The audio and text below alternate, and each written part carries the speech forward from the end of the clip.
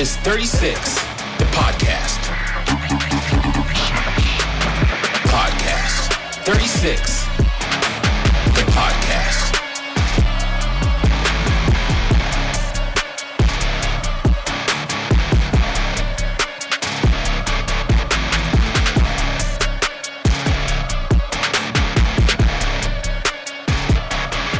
And this is 36, the podcast.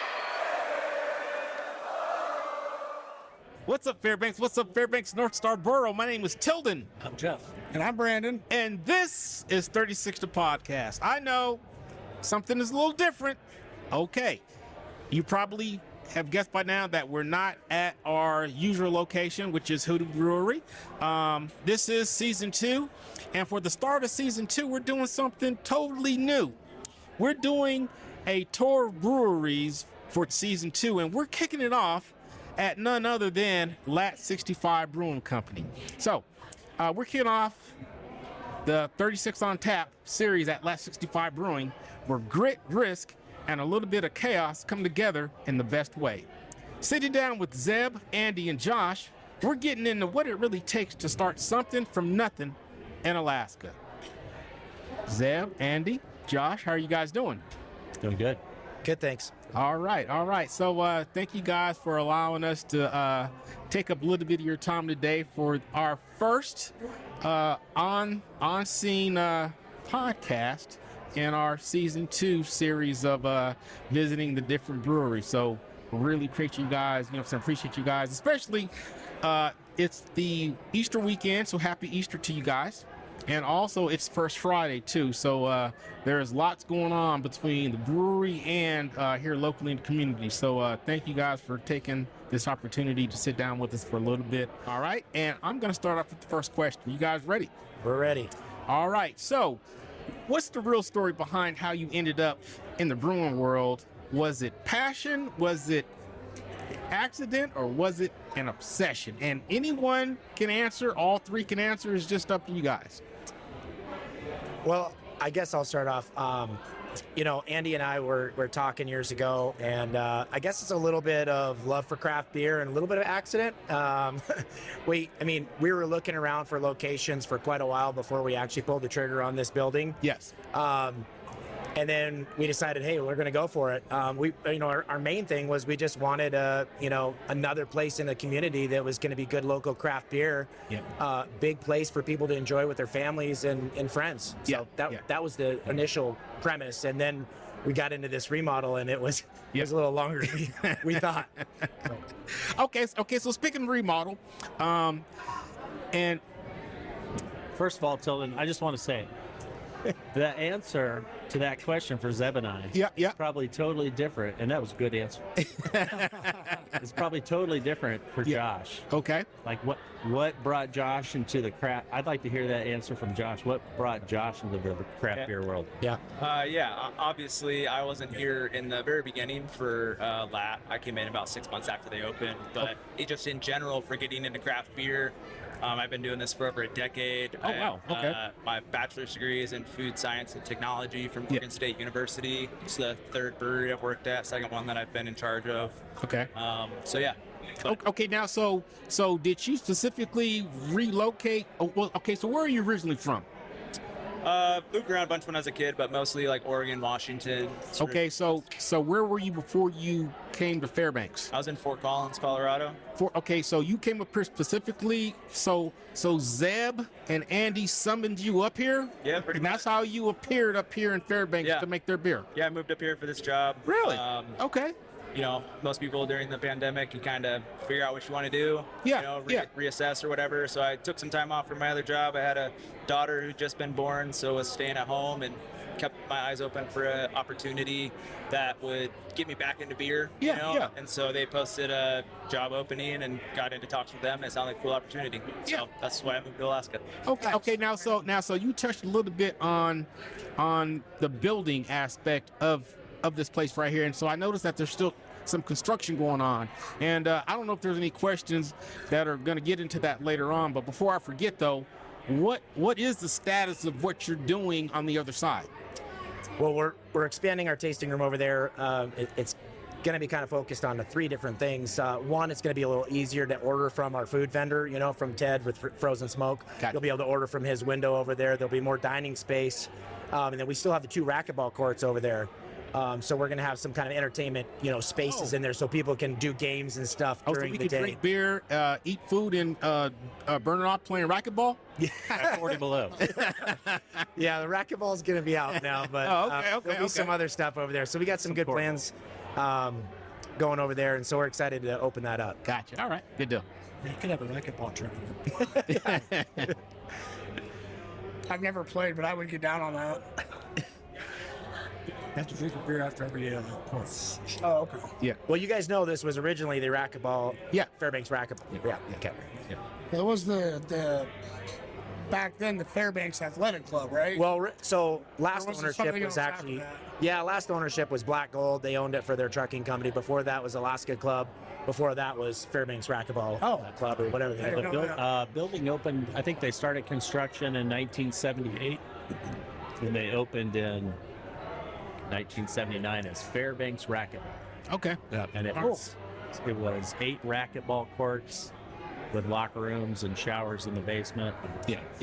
Yeah, and then it went through a number of, transformations. I learn something new every day. So, what's your friends and family think about this? So, I'm going to open up a brewery in Fairbanks, Alaska. Go ahead, Andy. Well, I don't know. I mean, it's one of those things where you kind of throw out ideas, and people probably don't take you seriously, But just to give you a little bit of background, Zeb and I, we've known each other, I don't know, probably close to 18 years, something like that, maybe longer. And we were just guys that enjoyed breweries and enjoyed craft beer, right? And so we got the idea to start a brewery, and we started looking around and kicking that idea around.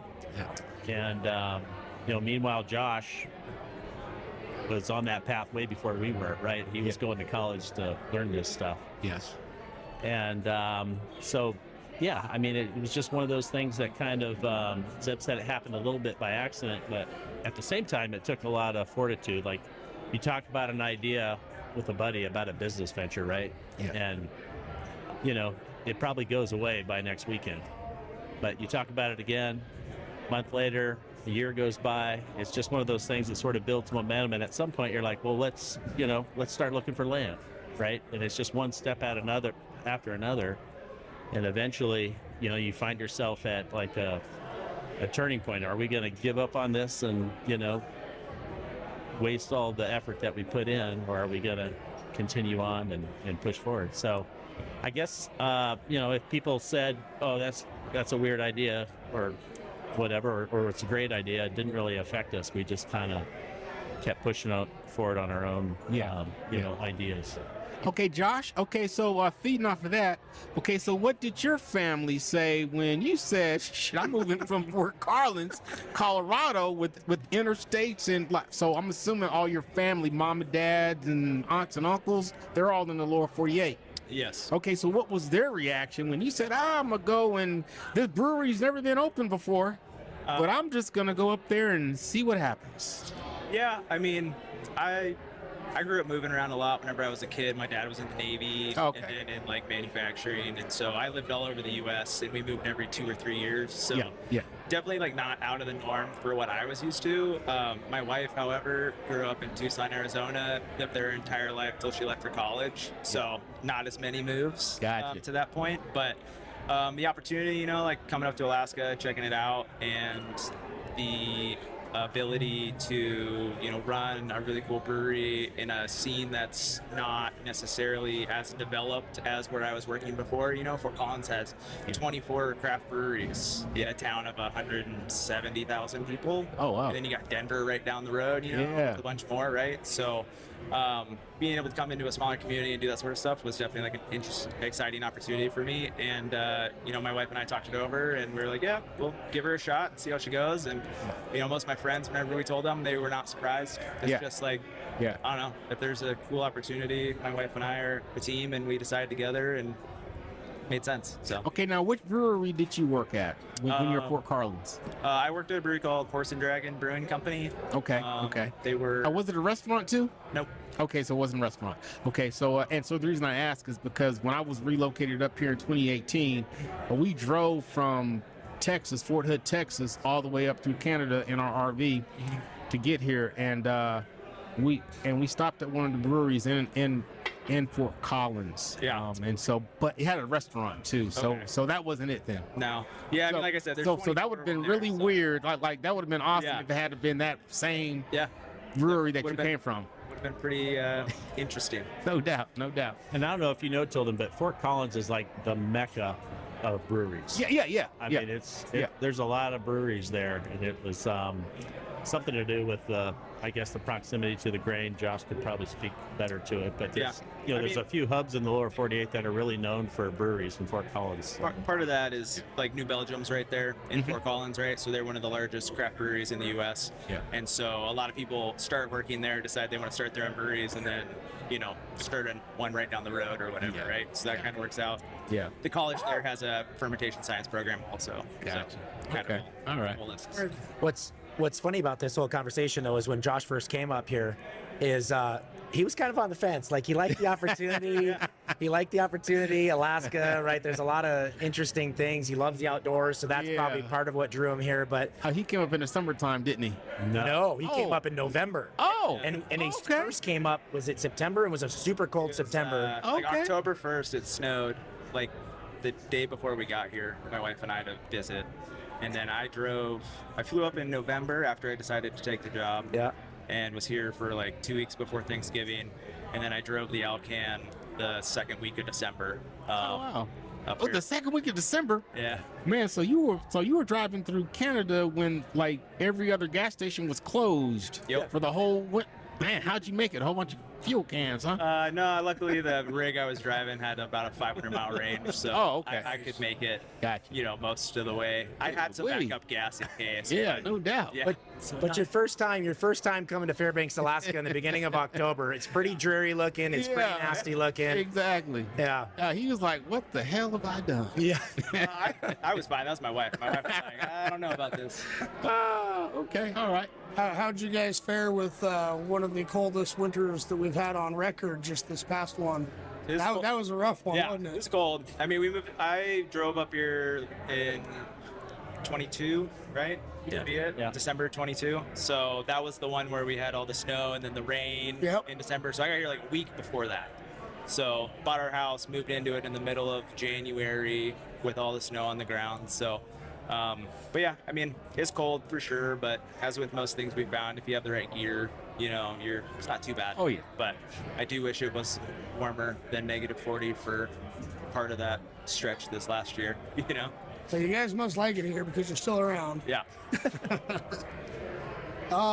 So this one's going to be directed more towards Andy and Zeb.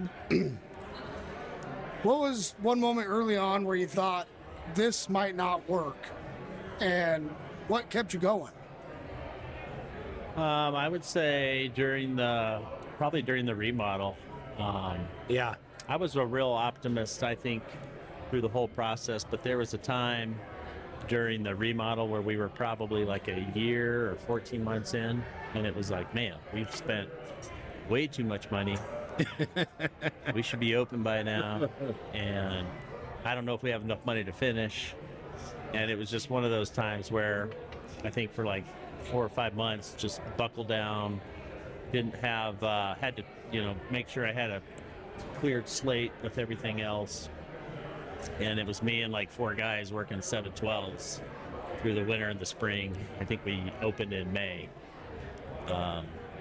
And so anyway, there was a moment like December, January of that during that remodel where Yeah.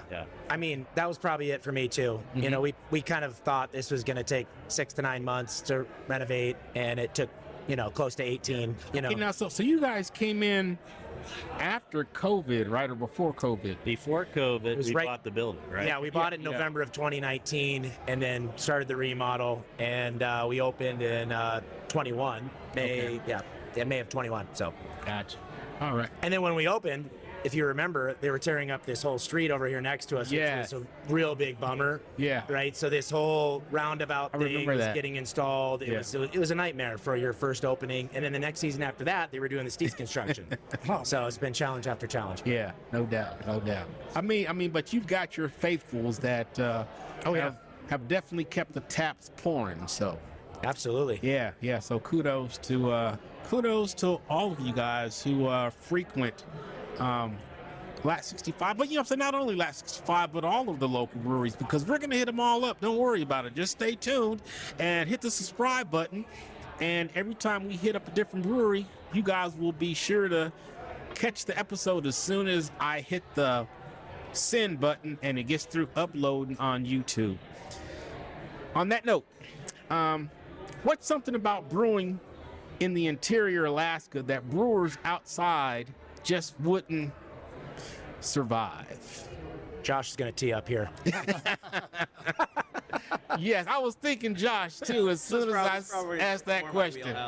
Yeah. I mean, the biggest difference just off the cuff is like the time delay between when you need something and when you can get it, right? I mean, everything comes up on barge to Alaska, and then having to plan that around your production schedule, where in the lower 48 I could order some grain and it get to my brewery 2 days later, basically. And for here, it's at least, if I can get it from the day I ordered to the dock for the right day, then it'll be about 8 days. Oh, wow. Maybe, if everything goes perfectly and barge isn't delayed or whatever. So you kind of have that extra lag in the beginning, like that lead time for counting on, like, okay, I need grain, I need hops, like those sorts of things that I could normally just like get drop shipped to me. Won't get drop shipped, or I'm gonna have to spend a ton of money to do it, right? So the biggest thing is just your planning for your materials, and those sorts of things are kind of the hardest. And then with that, just if anything breaks, any equipment that I need replaced, I can't just go down to the local, Home Depot doesn't really have a lot of stuff that I use in here, right? I can make some stuff work, but stainless and all those sorts of things, where especially like in Fort Collins or Oregon where I worked before, you could go to Portland and there's a shop that sells brewery stuff, or other bigger breweries that you can like try them to get you to let you borrow something or give you something or whatever to get you through. But for like all these pumps and everything that I use and hoses, like those aren't just in stock in Fairbanks, even down in Anchorage. So oh really? No, not really. I mean, okay. Most of this stuff is pretty selective for this process. So I guess the ratio of brewers or breweries to supply stores, I guess it really isn't economical for somebody to even think about putting a supply source up in Alaska. No, not really. I mean, like Gabora's just down the street here has like some homebrew stuff, like you can get like grain and a couple of things, but like nothing that at my scale that would work, So, but yeah, just the availability of stuff is the hardest. I guess when everything is working, it's working, and it's very rarely that you have a major incident to where it would benefit having an in-source or in-state source for the repair part. Yeah, I mean, definitely, like I've had stuff pop up where it's like I've needed a part for a pump that took, a week and a half to get here, even expedited. So even expedited took that long? Yeah, sometimes. Good Lord. So, now I've got like spare parts of some of that stuff. Yeah. If I'm going to order one to replace one, I order two more just so that I have backups now, True. But and we're hitting 5 years now, so parts are starting to need to be replaced on the system, the consumables, seals, things like that. So as those things come up, I'm trying to do good preventative maintenance. But yeah, definitely the availability of stuff running a manufacturing facility is not very much here. Gotcha. Okay. All right. I never thought about that, actually, until just now when you were talking about that. Being a brewer, or a brewer, as you are, is more than just knowing how to make the beer. You got to maintain all of your equipment. Oh yeah. Like, like I said, I never thought about it until now. No, at a smaller place, you wear a lot of hats. I mean, I do all the maintenance, I do all the troubleshooting. You know, if I have a problem on brew day, I can't like call up the manufacturer and be like, hey, what do I do? Like, I got to know what I'm doing enough for everything. You do a little bit of engineering, you do a little bit of chemistry, you do a bit of all of it, right? And so that's what I like about working at a smaller brewery, is that it's you're hands-on on everything. You know, bigger breweries that I've worked at, you might have a maintenance guy who you can go talk to and be like, hey, like I need this part, and he'll take care of it. But no, it's me on my phone trying to order parts at 2:00 in the afternoon because something went wrong or whatever, So Are you pretty familiar with YouTube University? Yes. Yeah. Unsurprisingly, though, not a lot of brewery-specific stuff on there when it comes to. Could imagine, but I can find a lot of good resources out there for some of the things that I've had to do, like our air compressor a couple of weeks ago. I had to, repair down in the basement. So. Oh wow. Okay. All right. I'm in the maintenance industry, and YouTube can sometimes be your best friend. I would add one that probably a lot of brewers and breweries don't think about too is cost. Yeah. You know, huge cost, for shipping and everything here, and it's really frustrating because every year you got a 7% increase, that goes up on our shipping. And yet you're kind of like, well, why? We already got a fuel surcharge in there. We already get charged for that. Yeah. Inflation's not rocking at 7% every year since we opened. Yeah. And that gets taxing. Yeah, I know. So I know. Well, one cool thing about the brewing industry, though, is it's a pretty cohesive bunch, and if you get in a bind. Yeah. I think Josh just said he was down at Hoodoo Bar on a brick of yeast. I texted Bobby. I texted all the breweries actually on Tuesday, and I was like, hey, I'm short like one thing. It's coming next week. Do you guys have it? Yeah. Bobby happened to have some. So it's very, especially in this community, like I've given bags of grain to other people, or people have like had stuff for me if I'm short something, so you can always count on them to pitch in, and because you want everybody to succeed. So that's awesome. So how much is like the environment here in Italian brew beer?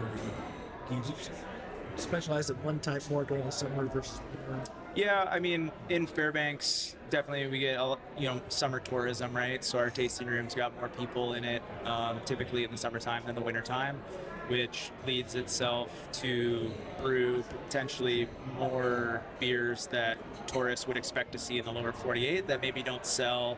Not that they sell bad in the wintertime, but just like our locals beer palette is definitely different than what you might find in the lower 48, just for Fairbanks specifically, right? You get people who are like, oh, Alaskan Amber, right? It's like, you don't really find amber beers anywhere else in the lower 48, not prolifically, right? You're not going to find an amber ale on. So like we've got our red that we do.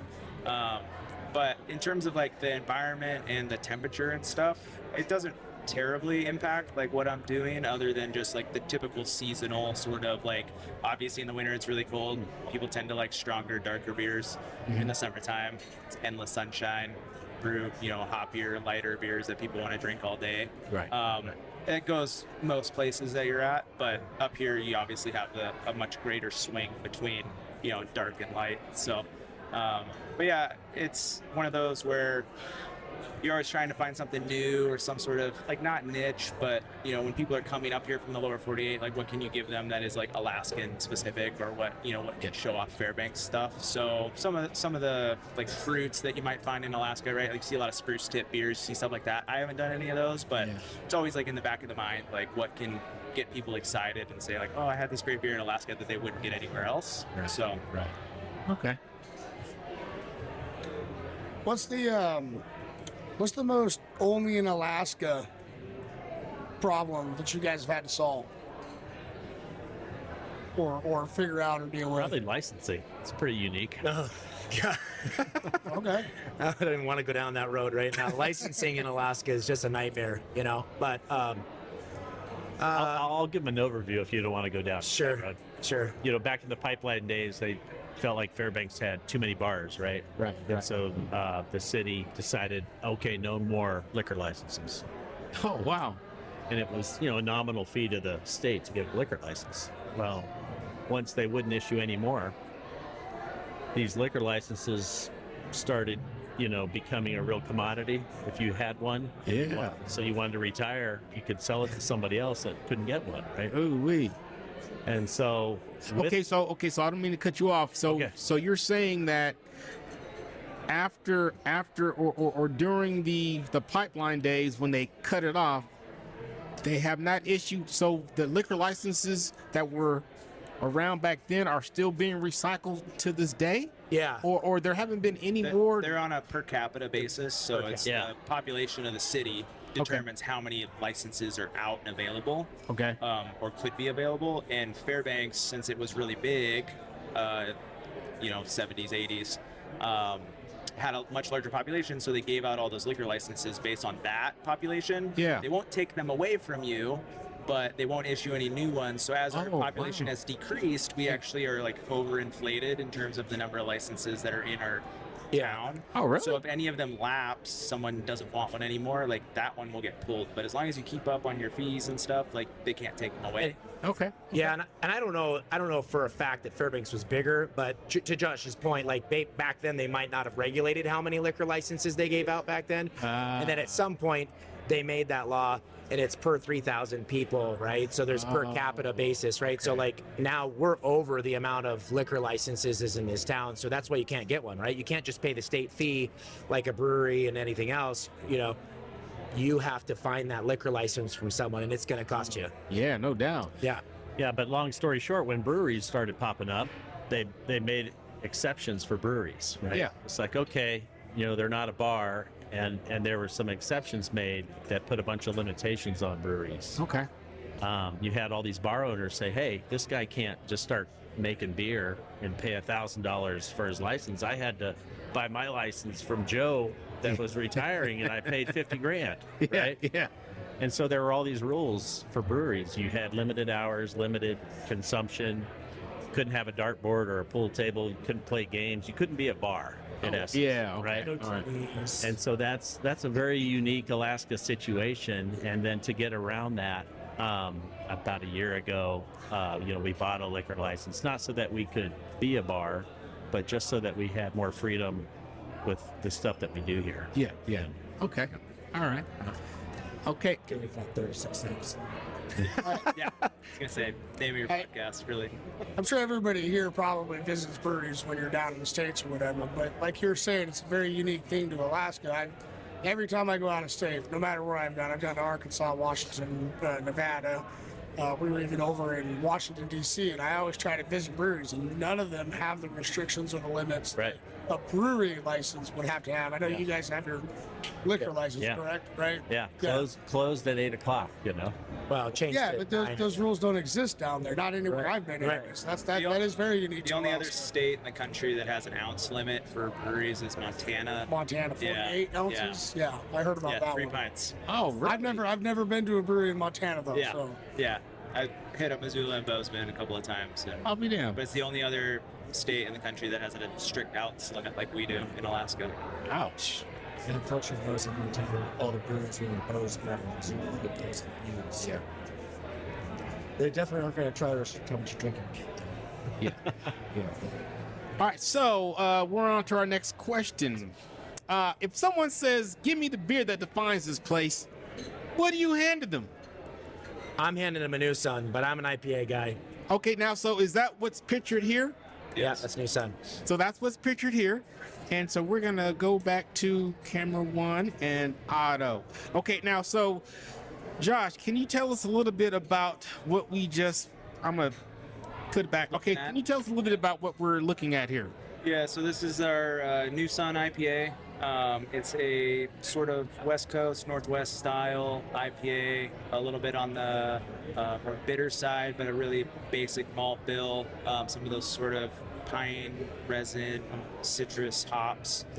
It's a style of beer that when I was in college, craft beer was getting really big. Mm-hmm. The really high IBU beers, 100 plus IBU beers. I don't know if you guys were drinking craft beer at that time, but that was like, that was the first sort of foray into how many hops can you put in a beer, is how bitter can you make it, right? And so this is sort of a correction of that, is after that happened, at least where I was at in Oregon, these sorts of beers kind of came on the scene where they were more balanced, they're still bitter, but a lot more hop aroma forward. It's the style that I like to make the most, and it's the beer that we actually sell the most of here at the brewery. Yeah. Now, so is it more of a tourist beer, or do you have a lot of locals that drink it too? A lot of locals drink it because it's our number one seller. So, okay, all right. It's pretty approachable, even though it is the most bitter on our menu. It's still not crazy bitter, so it's approachable for everybody. But it is definitely a IPA for people who are like, oh, I don't like hops or I don't like bitter beers. It's like you can try it, you might like it. Yeah, it's not as offensive as other ones, but it's definitely for the people who like those hops and bitterness. That's what they. All right. For an IPA, it's pretty smooth, but it still has that bitter bite to it, like you're talking about. But speaking of New Sun, because I've been wanting to ask this question, and I haven't got an answer. When is the Double Sun going to be back? Because that's like, I love the New Sun, but when that Double Sun came out, I really love that. Yeah, I don't know yet. We'll see. Not sure. I mean, just I like making new stuff, so it's hard if you only make the beers that you've never made before. You're never gonna make any new stuff, right? Like even with all of our taps, people ask all the time, "When's this coming back? When's that coming back?" And it's like maybe sometime, maybe never. Like we obviously have the stuff that's on all the time, but if I don't get a chance to experiment, I get bored. And then drinkers, I like to push them to try some new stuff. I hope to see it one day again. Yeah. And every time you make something new, that becomes somebody's favorite beer. Yeah. Right? Yeah. And then they expect you to keep it forever and an eternity. Yep. Or at least want you to. But you got 27 taps or something. Yeah. Not 185. You got like a keg or a case of Crowlers hiding in the back. I could sneak some out of. All got drink. This is my turn, isn't it? It's on you, sir.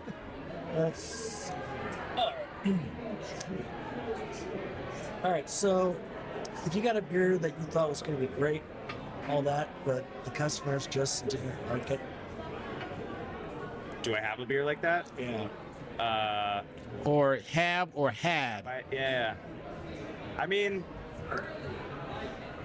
I usually only try to make beers that I personally would like to drink. Obviously, not all of them resonate with everybody. Some beers that we have on all the time are our dark saison and our regular saison.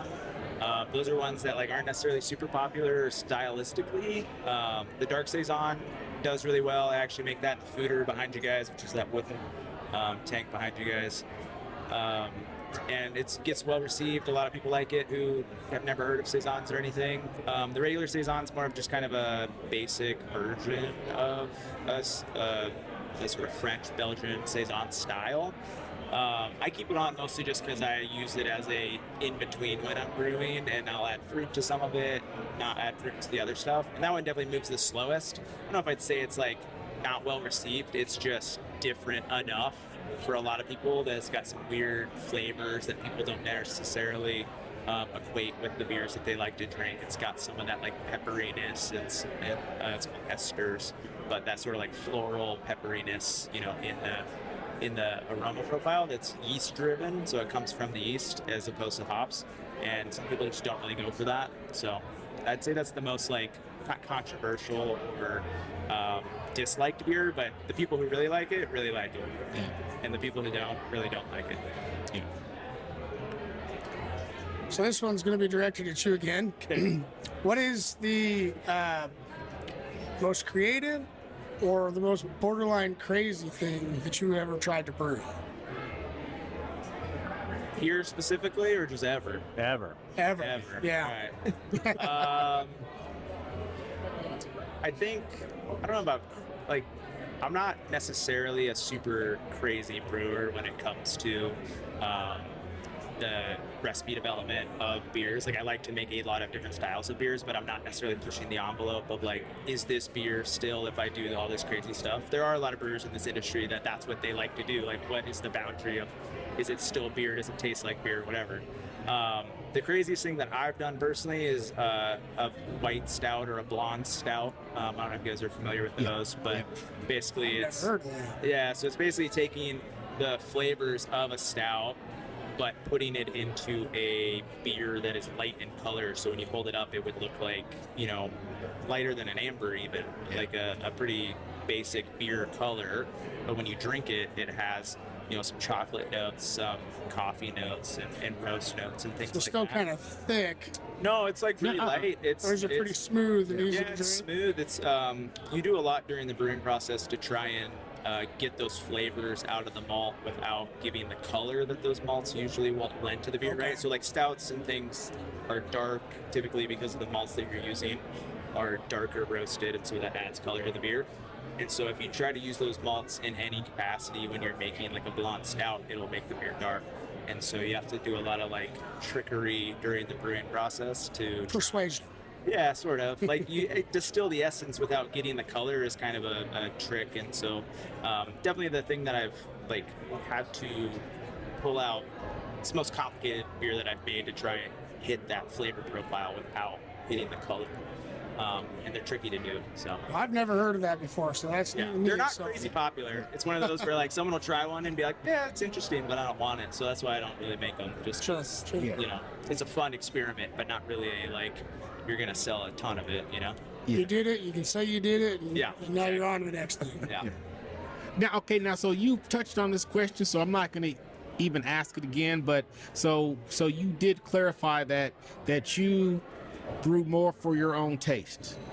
Yes. I tell people every beer on the board I drink or would drink, some places, Andy and Zeb, it's a testament to them as owners that they're not trying to backseat what I'm doing, they're not telling me I got to make this or whatever. Definitely have friends who work in the industry who ownership or will be like, we got to brew this new, crazy, trendy, whatever, right? And if your brewer's not on board, you're not necessarily going to get the best product, in my opinion, from what you usually see. So I'm going to skip to the next question. All right. Okay. But before I do that, though, I do have so you're a college educated chemist, basically. Yeah, I have a minor in chemistry. Okay, so are you a Star Wars fan? Absolutely. Okay, so you remember The Empire Strikes Back? Yeah. When Luke had to go back to Yoda to continue his training? Mm-hmm. Is that like as a brewer, once you receive your degree and now you're out here in Fairbanks, Alaska, doing what you're doing, do you ever have to go back and retrain or to become a Jedi master? Like how does that work? There's a lot of things in this industry that are always happening every year, like annual sort of meetings, educational seminars, things like that. Yeah. Up here in Alaska, we have our Alaska Brewers Guild, who puts on a beer judging event, Alaska Beer Awards, that I think this last year was the third year of it. So we enter beers into that, and then during the medal ceremony, when they're handing out all the medals, the day before is a technical talk. Basically, they fly in or call in a bunch of industry professionals across different industries to talk about like different aspects of brewing beer, basically. So that's one of the cool things that the guild does up here in Alaska. And then there's obviously like national versions of that are happening. Right. Craft Brewers Conference is the big one, CBC, but that moves around every year. I think it's happening in Philadelphia either this weekend or this last weekend. But that's like 3 days of like technical talks across any aspect of the industry that you want to like learn about. There's a lot of online resources. So for me personally, it's like always trying to keep up. This industry, I've been in it for over a decade. Like the face of beer has changed during that time, right? Just like what's popular. Non-alcoholic, low-alcohol beers are really popular right now, industry-wide, and those require a certain amount of technical brewing to produce them effectively, so you get all the flavors. And that's something that, like, when I was going to college, that wasn't really ever talked about because they weren't big, they weren't popular. The only thing that you ever thought about for like non-alcohol beer was like modules, right? But now you go into a liquor store and there's a whole wall of all these different breweries making, zero alcohol beer that still tastes like beer. And so like training yourself up on those sorts of new technologies, new yeast, new ways to brew. There's a lot of online resources for that, which is great. And so you're still learning. Yes. Okay. I mean, I think it's important to continue to expand your knowledge base in what you've chosen to do. So that's what I try to do. Okay. All right. Yeah. So I'm going to jump to the next question real quick. And so we're going to talk a little bit about the business side. All right. And so my question is, okay, what's been harder than you expected? Making great beer or running a business? I'm going to pause you for just a minute. I'm looking around at all of our glasses and they're dry. Yes, do you want me to get you a beer? Do you want to put a pause on things? Yes, okay. Please. I was going to ask a little later if we could do a beer break, but thank you. Read my mind. Okay. Let's put a pause on this. We get you a beer. All right. Okay, so next question. You guys ready? We're ready. All right. Okay, so what's been harder than you expected?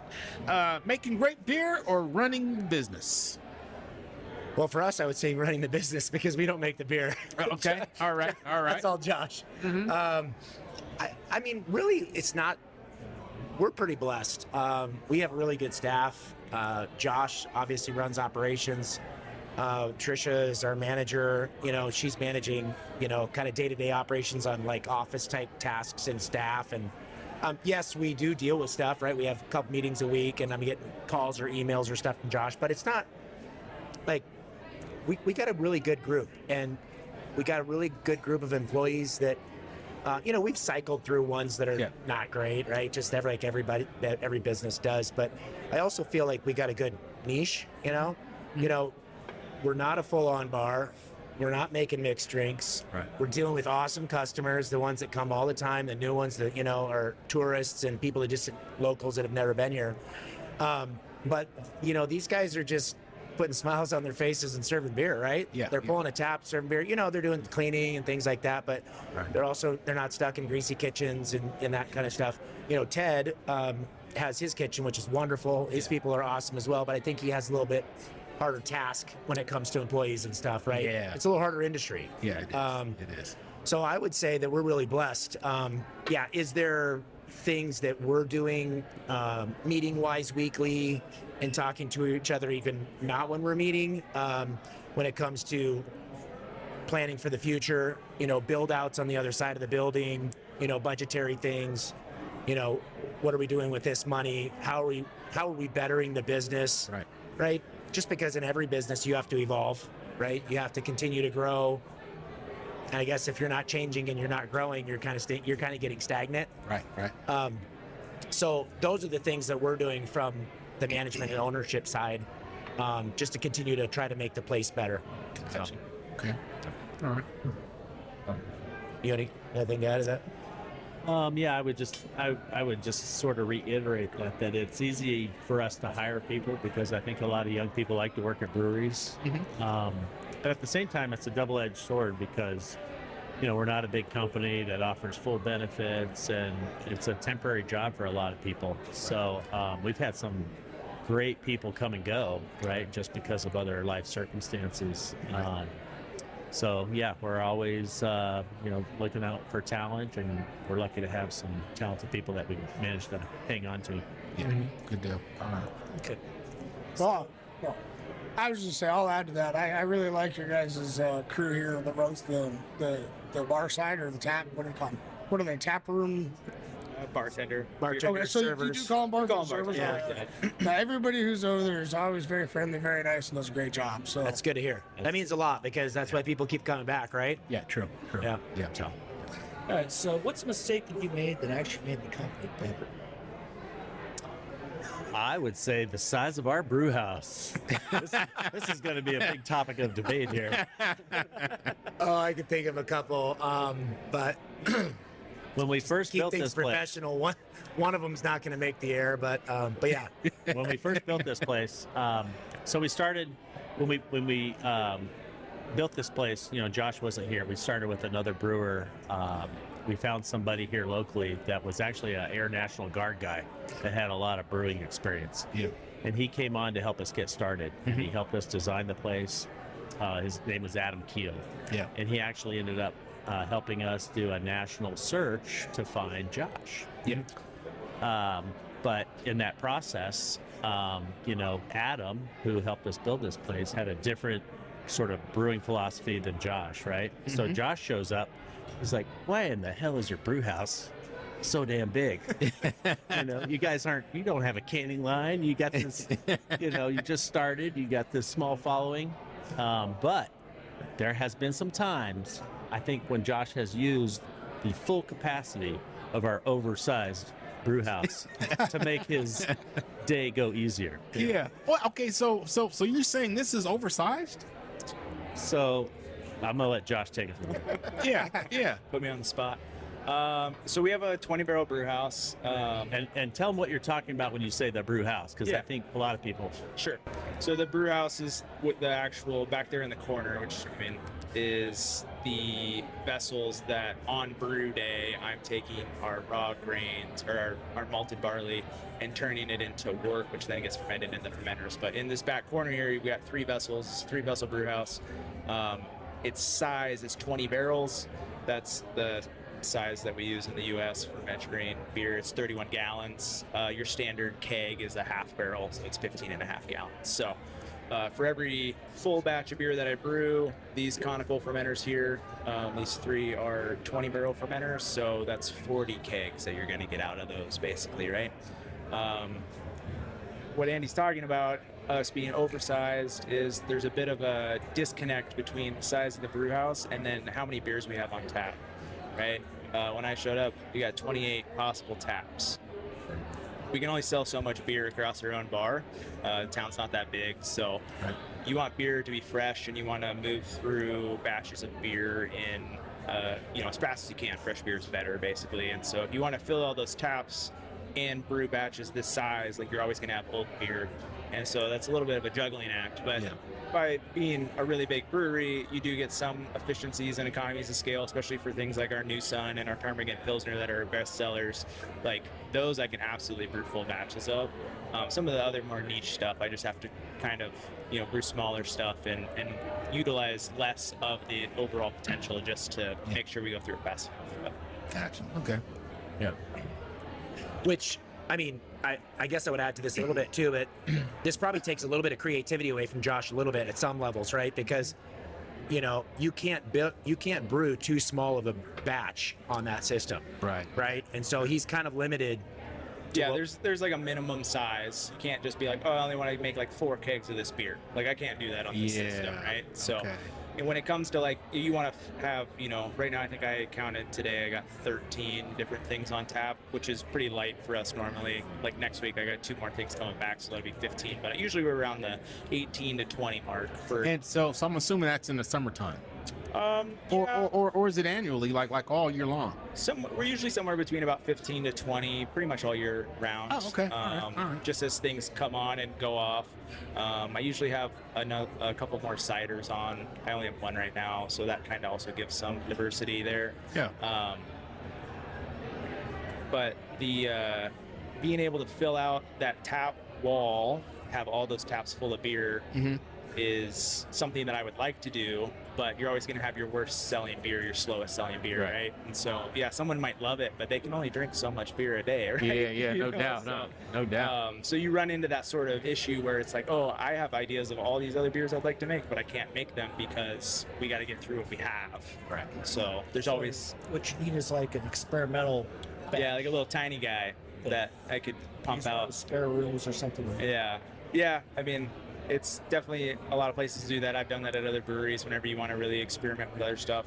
Here, I'm pretty fortunate to be able to still fit in new stuff and, well-received stuff. And so maybe someday, if we get to the point where we're locked in on a couple of really big brands, when we, if we get bigger or whatever, then a smaller system might make more sense. Well, okay, so it's not if, it's when we get bigger. Yeah. It's when we get bigger. All right. So you can start canning and distributing in Anchorage. Yeah. We have plans for a canning line at some point here in the future, but we're going to get through that remodel first. And we want to grow at a pace that's achievable too, right? That's not stressful on Josh and us. Well, because it is marathon. You know what I'm saying? Because no need to sprint. No. Yeah. We're 5 years in. We're still growing. Yeah, so, exactly. It's slow measured. Yeah. So. That's good. Pleto, he says slow is fast, right? Slow is fast. Slow is fast, boys. I have to ask a question before I ask this question. Has there ever been a brewery in Alaska that I don't know of any that has started and failed or shut down? Does anybody know? Oh, sure. I mean, if the history of Fairbanks, I think there was at least 2 breweries that were around in the 1920s, 1930s. Oh, but this is like you're talking modern day. Modern, yeah. I mean, there was one in Sitka just a couple years ago, right? That I was watching an auction and they were selling off all their equipment. Okay. So yeah, I mean, it does happen. I mean, I don't know if there's examples in Fairbanks that are modern day, but.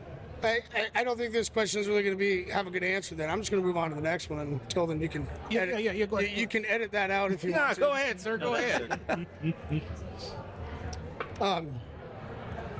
How would you describe the personality of your brewery if it were a person? Moose Camp. He said Moose Camp. That's a good one. That's not a person. Okay. Well, I like that. At some point today. I like that vibe though. Moose Camp can be a person. Yeah. Sometimes there's one guy who's You he's never the Moose don't Camp. ever No, make that guy. He makes it Moose Camp. Yeah. I've been to your Moose Camp. You have. Or your Yes. family Moose Camp. Yes. Yeah. I like Moose Camps. Yeah. Person. For me, that's kind of a tough one. I feel like you go into some breweries, and I'm just not speaking locally, I'm just speaking in general. I feel like you have a particular vibe when you go in, right?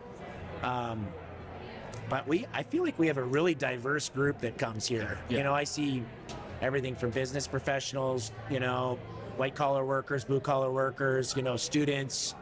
I mean, everything from one end of the spectrum to the other. So that makes me really proud, actually, that everybody feels like they can be here, right? And feel welcomed here and likes our beer. And so we got a lot of space, that may be the reason. Maybe they don't like our beer that much. Maybe they just like to be inside during the winter.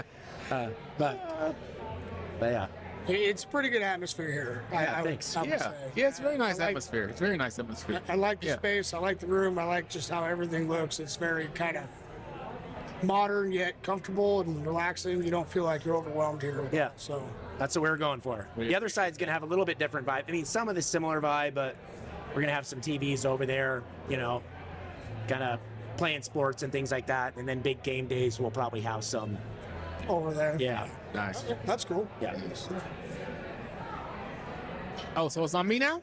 Yeah, if you want to go, I can go for another one as well. Okay, let's see here. Okay, so what kind of crowd do you love seeing walk through your doors? I guess you've already kind of sort of hit on this a little bit, but can you elaborate a little bit more if you want to? I like it when I'm upstairs or I'm, over on the other side working on something, and I just hear people laughing and talking. And I hear things like, "Hey, man, where you been? It's been so long since I've seen you." Stuff like that. Yeah.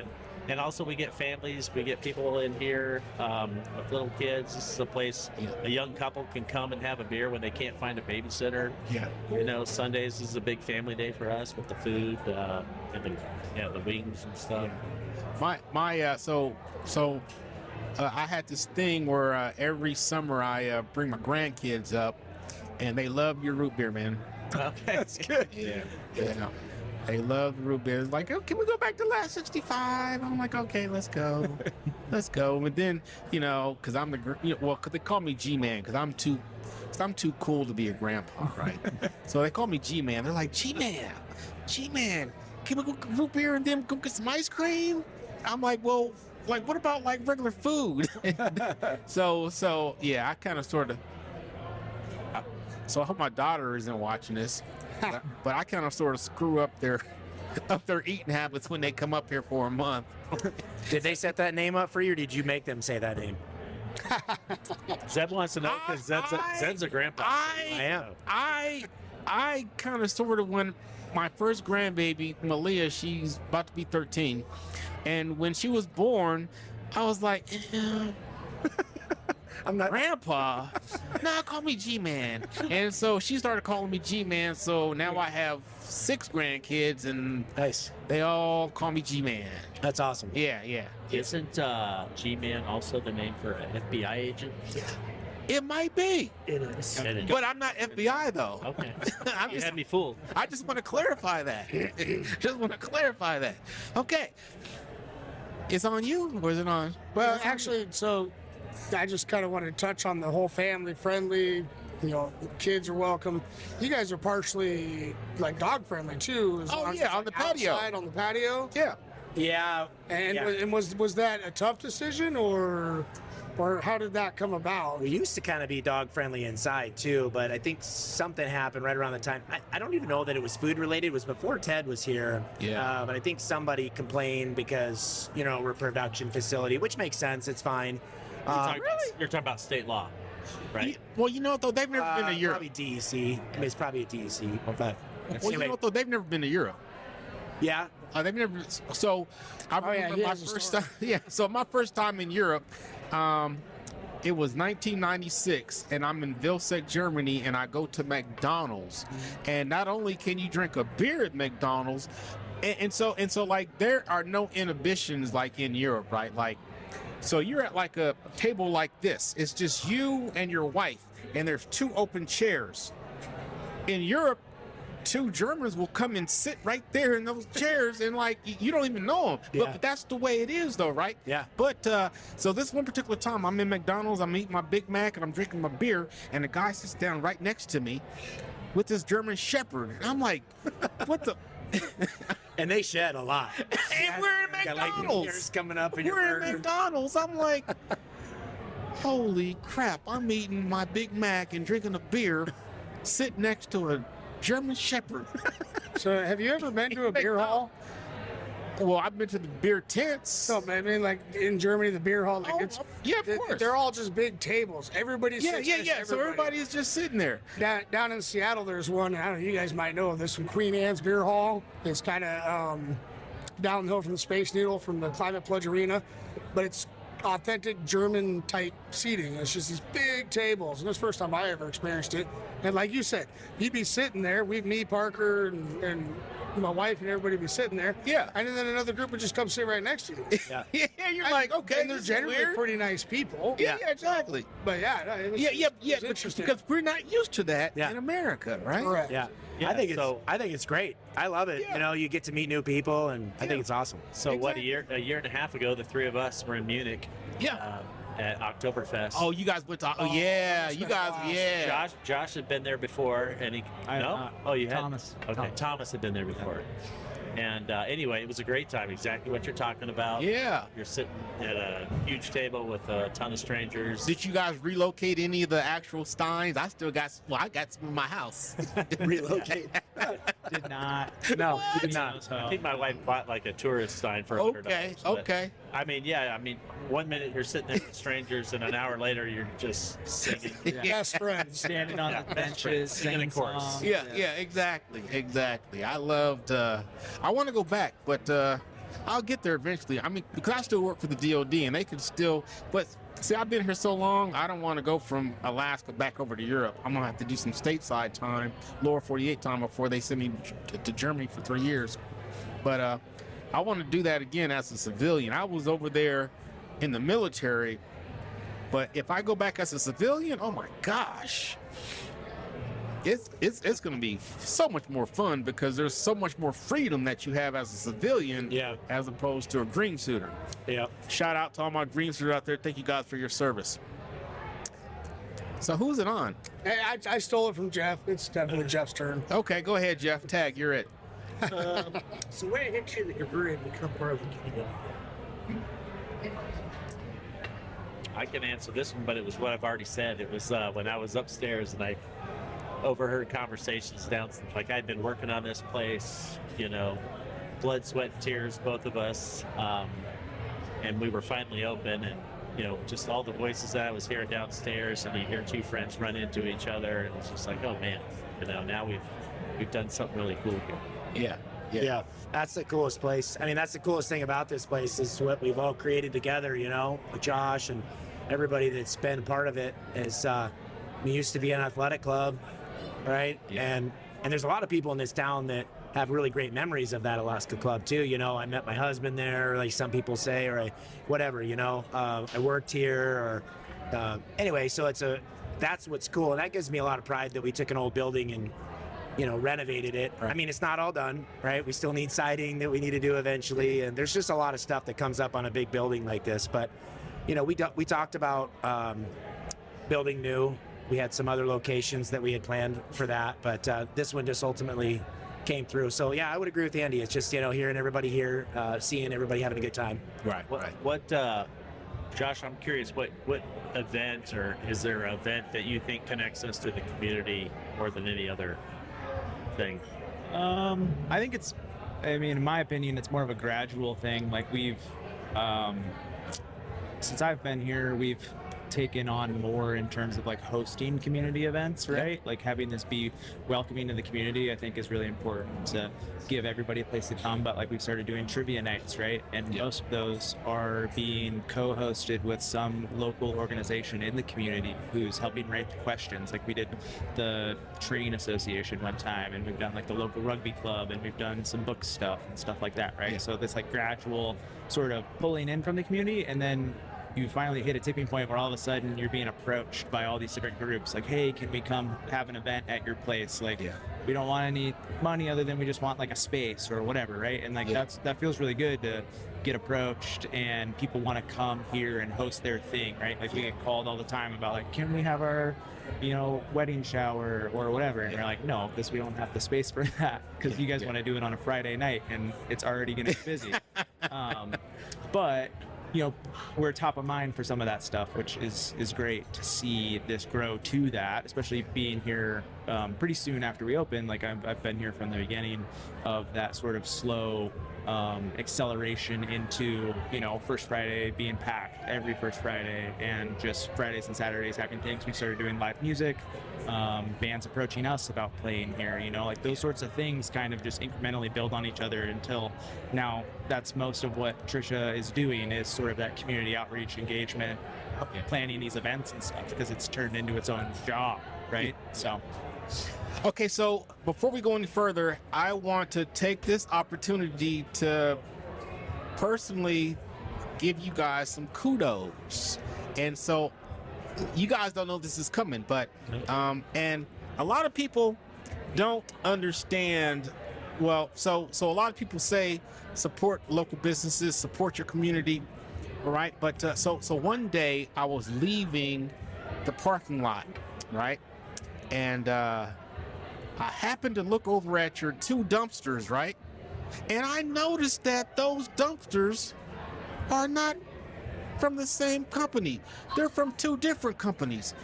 That's the only place I've ever seen that, which means that you support not only Golden Heart, you support, well, what's the other one? Alaska Waste. Alaska Waste. Yeah. So you've got two different dumpsters out there. Yeah. That right there, sir, that right there deserves some accolades, because that's all about supporting your community, because you do apparently need two dumpsters. Yeah. But instead of getting both dumpsters from one place, you chose to let's spread the love. We got one cardboard. We got one for cardboard and one for trash. So one deals with one and one deals the with recycled cardboard. Yes. Yeah. So kudos to these guys for really exemplifying and walking the walk and talking the talk about community support, because you didn't have to do that. Tilton's the only guy that ever knows that. Really? I'm the only guy that ever knows that? Yeah, that's the first person that's ever said it. Really? Yeah, it's good. That's good observation. Yeah, because I was like, well, because I know both. You know, I know both, and so I respect both, and I'm like, wow. So this is amazing right here. So this is showing some love right here for real. Yeah, it could have just been that one dumpster is theirs and the other really shutters the smoke. No. It's for recycling cardboard. Yeah. Jeff, quit trying to take away their glory. Exactly, Jeff. Exactly, Jeff. We have very small recycling opportunities in this town, but we took the one that we knew we could do. So, Okay, so I'm going to ask the next question. All right, you guys ready? Well, no, before that, no, that's fine. He can have the next question, but I have something I want to add on to what Josh was talking about. Okay, so you say you want to segue? Yes, I'm going to segue. Okay, thank you for saying that. Just for a quick one. Thank you for segueing. I'm not the only one who segues. I try to.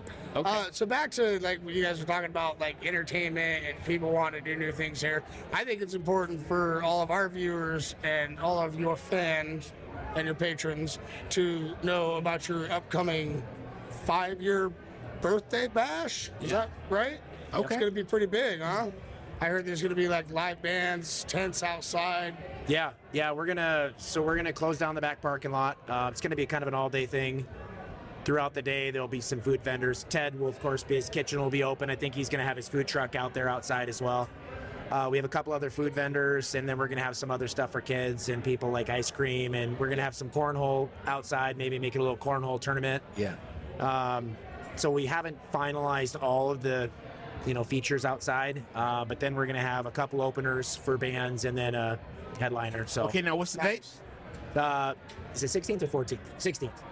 May 16th. Okay, so Yeah, May 16th. So before I go any further, okay, guys. So you can find us on all your audio normals, Spotify, Apple, Pandora, etc., etc. Okay, and if you're watching this video, you can find us on YouTube TV. Now, I don't mean to put anybody on the spot, but we do have a Facebook presence too, and the web manager for the Facebook page is none other than Brandon Waller. Now, I'm not going to tell you when the last time it was updated was. I'm not going to tell you that, but hopefully, the next time you view our Facebook page, it will have this episode on it and the one we just did. But fingers crossed. I was on a little bit of a hiatus there, but I actually have a. You on a sabbatical? Whatever you want to call it. You on a sabbatical? I currently have the next post almost ready. I've been working on it. I want it to look good, especially because I've been gone for so long. So don't worry, it's happening. Okay, so we're going to post links. I'm going to post links to those. Andy, Zeb, Josh, are there any socials that I can post in the description on this episode? We have a Facebook and an Instagram. Facebook, Instagram, okay. Yes. Okay. But I couldn't. I mean, but yeah, Lat 65 Brew, I think, is the. No, because I went to that, and it keeps on telling me this link is. Never mind. You know what? Though I'm going to post that link because eventually talk about it because eventually the link is going to go live. So I'm going to put all social links and the last 65 link. I'm going to put it in the descriptions. So when it does become live one day, you guys will already have it. perfect. Appreciate that. Perfect. Not a problem. Not a problem. Okay, so we're going to move on to the next question. Okay, so be honest. What are you guys drinking when you're not drinking your own beer? I mean, so it could be another beer. It could be a whiskey. It could be a bourbon. It could be a tequila. It could be whatever. But like, what are you drinking? So I'm a really cheap date for me. It's like it's Crown and Diet Coke. Okay. All right. That's a cheap date. Yeah, no doubt. No doubt. So for me, if I'm drinking beer, He said when you're not drinking Lat. yeah, it's probably King Street's IPA. That's a good one. I like the Juno Juice Hazy IPA as well. Mm-hmm. There's a couple other ones I'm spacing right now, but if I'm not drinking Lad, it's probably one of those, and if not that, it's probably, a variety of whiskeys. Oh, okay. All right. Okay. Now, so are you a whiskey guy, bourbon guy, what? I'm a little bit of both. I'm not super picky. Okay. Now, so what proof are you at? What proof? Yeah. He's 80 all the way. 80? There's no flavor in 80, sir. He doesn't. We need to get you up in the 110s or higher. Okay. Yeah. Yeah, that's where the flavor is. Okay. Have you ever took the Jack Daniel's distillery tour? No. Oh, bro. He does like Bullet. Does that count? That's like. Oh, yeah. Or Oh, 100. oh, well, because that Bullet Rye, Yeah. that's a good one. That's a good pour right there. Yeah, that's a good one. That's a damn good pour. Oops, let me get my questions back up because I want to hear Josh answer that. I think I know what Josh is going to say. You think so? I think you're going to say Jameson. Yeah, it depends how I'm feeling. But yeah, usually I'm bouncing between either bourbon or like an Irish whiskey, like Jameson or Bullet, or kind of my. Okay, now Jameson Black or just Jameson straight up regular? Usually regular. Okay. I'm not too picky. Gotcha. So. Have you tried that red breast though? I have, yeah. I mean, I drink a lot more than that. It's just. I'm currently on that red breast with in the black box. I think it's the single malt. It's probably outside of my price range. This is a Jameson product. No, it's a red breast. Oh, red breast. Red breast. Oh, it's amazing. Yeah, it's amazing. Is it Irish whiskey? Oh yes, of course. Okay. Yeah. Of course. I have to try that. Oh, you've never had red breast? Ooh-wee. You need to go get you a bottle of that red breast. Get the black bottle. The black bottle. You will fall in love. Looking forward to it. Go ahead, sir. Okay, so what the Alaska beer scene pushes you the most? Good. I'm going to give you Bobby's answer after you guys answer. Okay. This is a Josh question, for sure. Who in the Alaska beer scene pushes in the Alaska beer scene in a good way? So the brewers here in Alaska. Sure. I have an answer too. I mean, I'm not the brewer, but my answer would be probably 49th State on a bigger scale. Obviously, I love Hoodoo. I love our local brewers, but I love 49th State, and I love King Street as well. Totally different vibes, but those ones are inspiring to me. You know, their size, their scale. Yeah. They have a lot of good products as well. I don't know that I ever want to do what 49th State does, though, on the food side. You know what I mean? Yeah. That's pretty huge. It's a lot of stuff going on there. Yeah. And that's why we leased out to Ted and built out that kitchen. Oh, okay. We didn't really want to get into the food scene and manage that ourselves. Gotcha. Yeah, I think in terms of like pushing me or the brewery to be better or in a direction where, you know, trying new stuff, I think it kind of depends, I guess, what part of the brewery we're talking about. Like beer wise, you know, it really comes down to what am I looking at brewing and who are you going to stack your beer up against, right? In some regards, where it's not that I want to sell my beer directly against theirs, but it's like if someone's making, you know, like Hoodoo has Kolsch, obviously. So if I was ever going to make a beer in that similar vein, that's probably who I'm most likely going to look at, right? Just based on volume.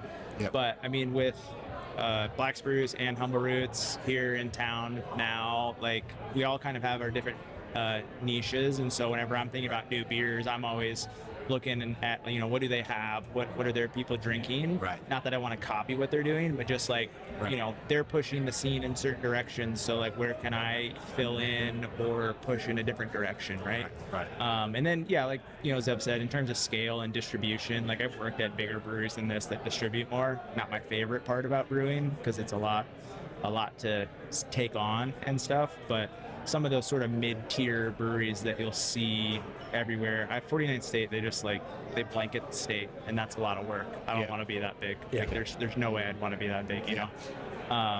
So I think in terms of like Anchorage Brewing, I really like their stuff because they play in the wood and fooders and everything, and so that's sort of an inspiration because nobody's doing that up here in the interior really at all, and so they have something wholly unique there. So I really like their stuff, and every time I'm down there, I make sure to stop in and see what they're working with. Gotcha. I would give a shout out here to Ock Bay in Forbidden Peak Brewing. They are in Alaska? Yeah. Okay, all right. Just north of Juneau there. Probably my second favorite brewery in the state. Okay, so can you get their beers at here locally? No. Oh, really? Just a good customer experience if you ever get down to Juneau. Okay. Go check out Forbidden Peak Brewing. Okay, all right. Awesome. Okay. So what was Bobby's answer? Oh yeah, you said you were going to say that. Okay, so Bobby, he recommends all the local breweries, and so he said he hasn't had a bad local brew in the interior. Yeah. So good answer. Yeah. So kudos to those guys, and kudos to you guys too. I mean, because it's not easy to do what you guys are doing, and so you guys are basing. Well, I won't say you're basing your livelihood, because you guys probably do other things. I know you sell houses, right? And so do you have a? Yeah, I'm like a main gig. I'm a utility contractor. Okay, so you don't.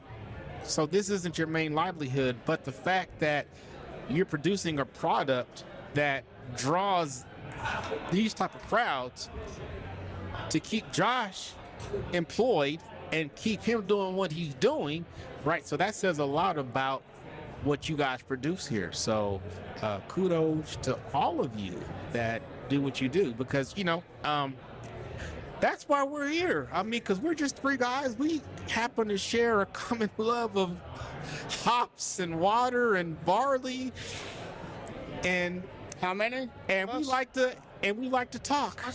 So there's be some grain in there too. Well, you know what I'm talking about. That's why you're sitting by my side.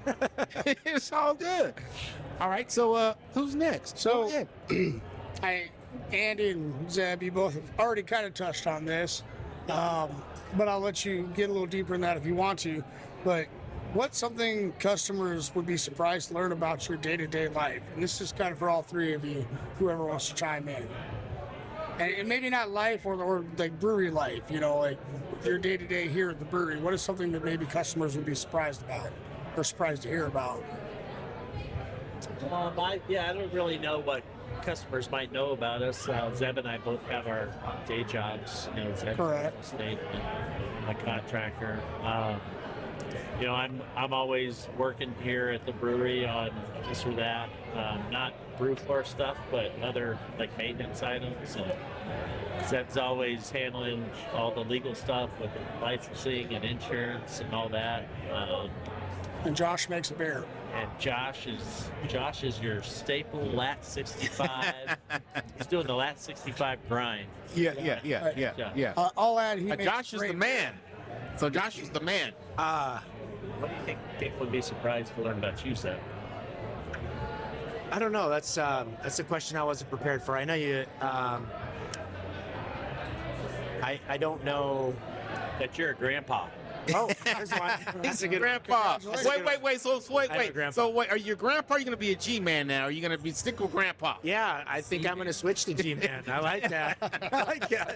There you go. Yeah, so 2 years ago I became a grandpa. So congratulations. Yeah, thank you. Congratulations. Yeah, so that's always kind of funny to say. Still a little bit weird to say. Yeah, exactly. Because in our minds, we're still like, that high testosterone senior in high school, ready to take on the world, but we've got like, not only like we have like our child, but we've got our child's child. Yeah. Which makes us a grandpa. And so it's like, I'm not really ready, but here I am. Right. 6 deep. So it's too late for not being ready. Yeah, I can tell you. I mean, you don't look like a grandpa, neither do I. So no, I'm just going to stay right on that. Exactly. We're G-man. Yeah, exactly. Exactly. All right. So is it on me? Okay. Sure. So we're going to segue before I ask the last question. What's the dynamic between you two? Who's the risk taker and who's pumping the brakes? Oh, this is easy to answer. This is so easy. He's the risk taker and I'm the one pumping the brakes for sure. Okay. Yeah. Andy is very, it's not that we're both not ambitious, right? We both have an ambitious flair. Yeah. He's very, an optimist. He's an optimist. Yeah. And so sometimes he will take on projects that yeah, we can do that, no problem. Take on projects that maybe I'm like that you shouldn't do. Yeah, I'm like, I'm not sure if you should take on this project. And I think that goes for his contracting world. I mean, he gets them done. Yeah, exactly. And that's the thing. Like, there's a couple people in my life that I would call if I was ever in a really bad jam. Yeah. And he's number one. Okay. You know, all it's right. like he will MacGyver his way out of anything. Yeah. And so, like, he's brilliant. Yeah. But sometimes he overextends.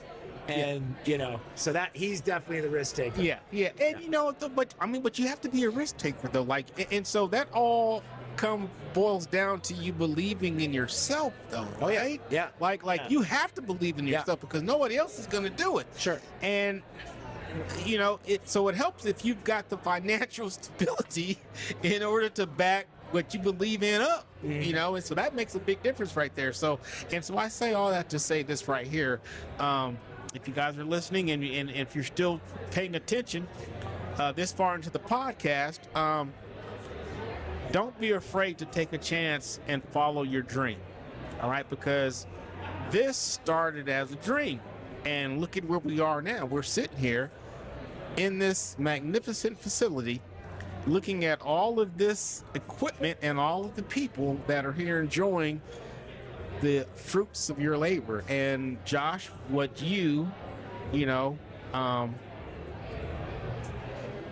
make up and dream up, whenever you're dreaming up your mad scientist type of stuff that you got going on up there. So kudos to you guys, man. Well, thank you. Thank you. And thanks for doing this. This was fun. Yeah.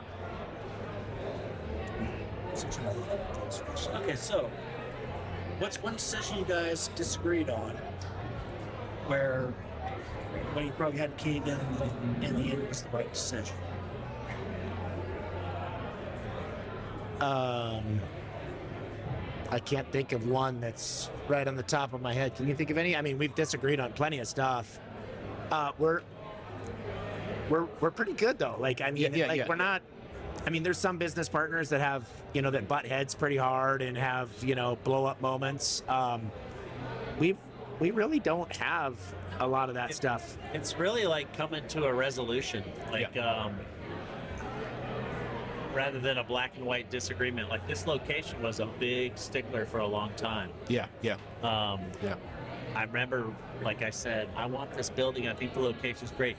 And Zeb was worried about stuff like, oh, there's not enough parking.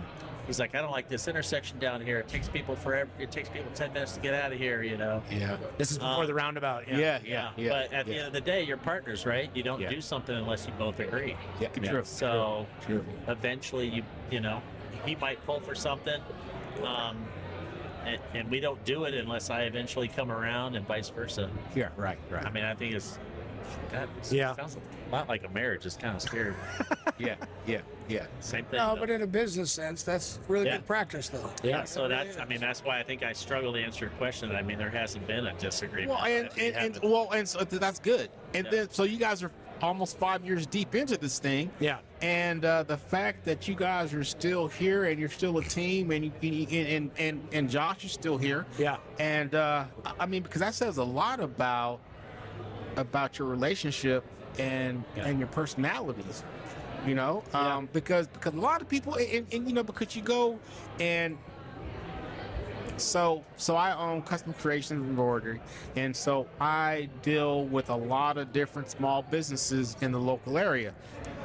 Some of them I've been in business with for years, and some of them they just fall apart. And then because there's always disagreements, and like not everybody can always get along. Yeah. So I think egos play a lot into a lot of the demise of a lot of businesses that could have went further. Yeah, I agree. I mean, that's huge. You got to check your ego at the door. Yeah, true. Yeah, I mean, yeah, and I think that Andy and I started as friends, and a lot of people say, don't get into business with family and friends. Yeah, exactly. But you guys are still here.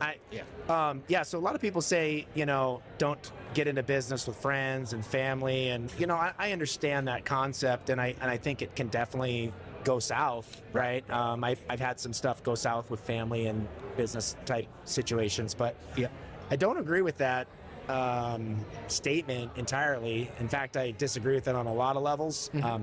Because I think you really can have a good partnership with friends. Exactly. And if you're friends before, and if you have a good foundation there, and if you're able to check your ego out the door, and also your ability to surrender. I heard this quote from my college professor, and he said, sometimes your greatest strength in life is your ability to surrender. I use it all the time. Right. Surrendering to your wife, right? You're not always going to win every argument, or your business partner or a friend, right? You might not agree, right? But I guess, like you said, sometimes hard-headedness and stuff ruins things. So true. I'm not going to say that we've never had disagreements, because we've had plenty, but it's not ever been and terrible. There's nothing wrong with having disagreements. Right. But as long as everybody at the end of the day can come back and say, you know what? Like maybe you were right. Maybe I was looking at it in the wrong perspective, but you helped me see it a different way. Sure. And so let's just make the adjustments we need to make, and let's just move forward. Right. Yeah. But so a lot of people don't see it like that, though. And so that's when you talk about the demise of a business. And so before I ask the last question, are there any more segues? Brandon, you've got some stuff on your mind. Are you good? I'm good. I will say I was here for your St. Patty's Day party, and that was fucking awesome. Good job on that. But no, I don't have any other questions. Thank you. Jeff? You sure? Okay, so let me breeze through. Let's see here. Anything else we're gonna ask? Nothing we're gonna ask. Series.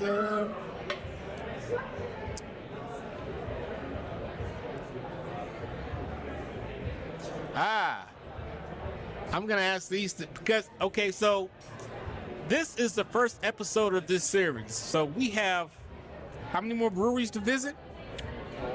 Humble Roots, Black Spruce, Silver Gulch, and Big Delta. So we have 4 more breweries to visit, and we're going to ask each brewery the same question. And so this is one of them. Well, I'm going to ask one. I'm just going to ask. Or do you have the questions too? You want to ask one of these questions, or you good? There's more questions? No, okay, so just go for it. Okay, so who in the Fairbanks beer scene is pushing things the most right now?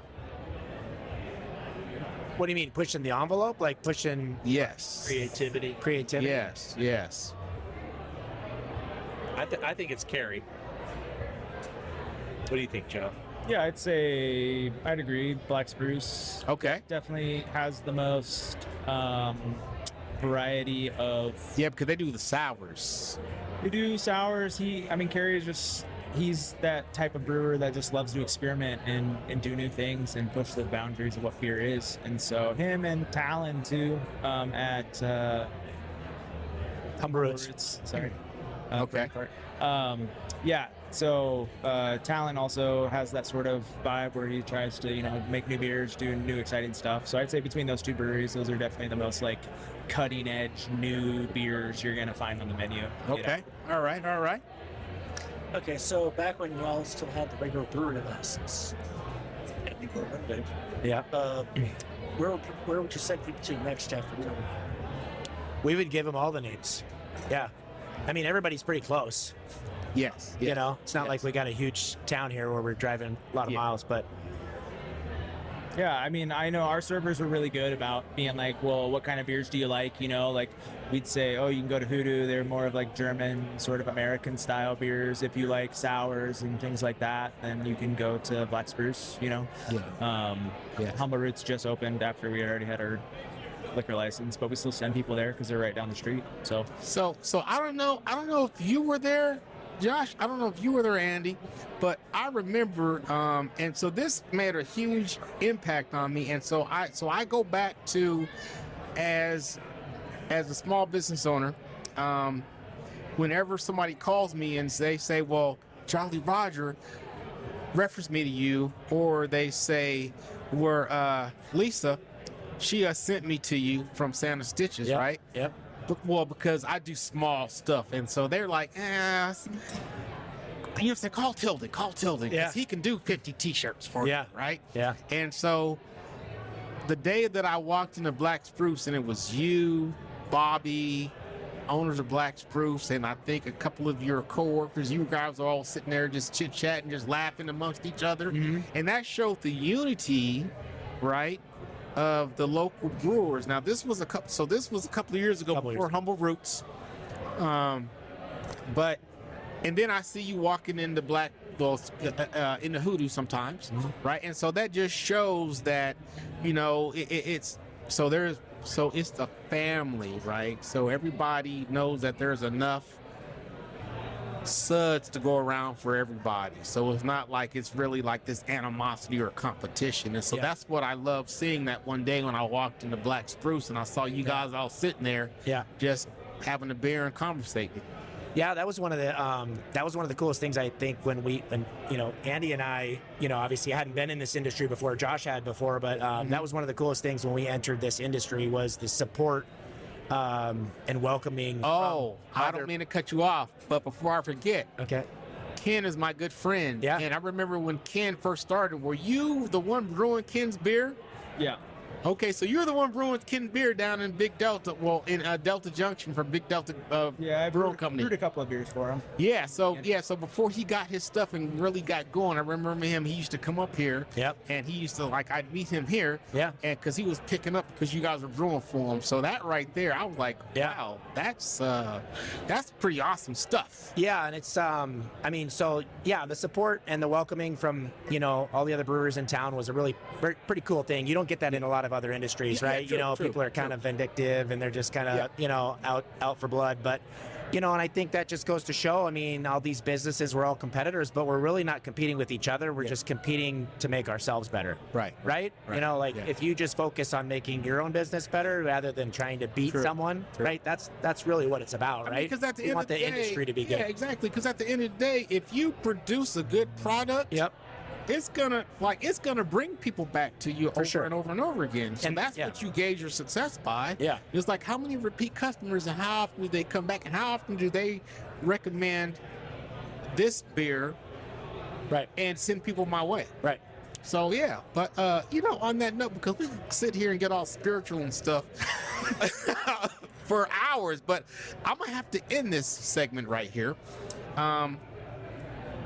If you had to shut down everything tomorrow, what are you most proud of?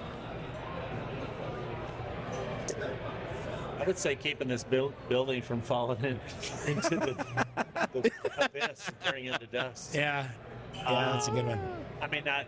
That's probably an understatement. We really have a good presence and a good following here in the community. Go and play. Like, I go to Seattle, I go to Las Vegas, I see people wearing our T-shirts now. Oh, really? That's pretty cool. Wow. Okay, all right. I guess I'm just proud of the impact that we've had, as a gathering place in our community. Yeah, people coming to us for sponsorships and just supporting the community, and everybody that comes in here that supports us and loves to be here, families, friends, everybody. That's the biggest thing. That's what our goal was. So really, you could close down tomorrow and that we hit our goal. Yeah. You know what I mean? Yeah. That's not what we're gonna do, but that was what we wanted to do. All right. Okay, so the next stop, the next stop we have scheduled is Black Spruce. Is there anything that you want us to ask them? Well, we gotta do another collab. Oh yeah. We haven't done a collab in a while. Okay. All right. What do you think, Josh? All righty. Harry's a smart guy, I'm sure. He'll ace all your questions. All right. Okay. So this is our first episode of our 36 on Tap, and it happened to be, we started off at Lab 65. Hopefully you guys enjoyed the conversation that we had. Our next stop is Black Spruce. So please subscribe, like, share, and stay tuned for our next episode, which will hopefully take place in a few weeks at Black Spruce. Again, another brewery in Fairbanks, Alaska. So, are you guys ready? My name is Tilden. I'm Jeff. And I'm Brandon. I'm Josh. I'm Zeb. I'm Andy. And this was 36 the Podcast, And we are out. It's 36. Peace. The podcast.